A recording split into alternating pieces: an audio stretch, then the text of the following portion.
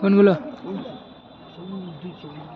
না না, একটা পাইন গাছ না,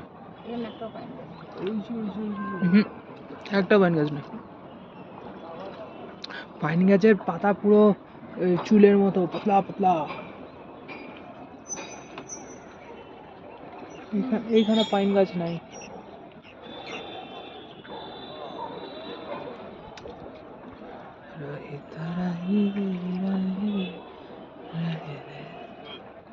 ওইখানে কত পাইন গাছ দেখলে মনে থাকে পড়ে রয়েছে গাছে। কি ফলগুলো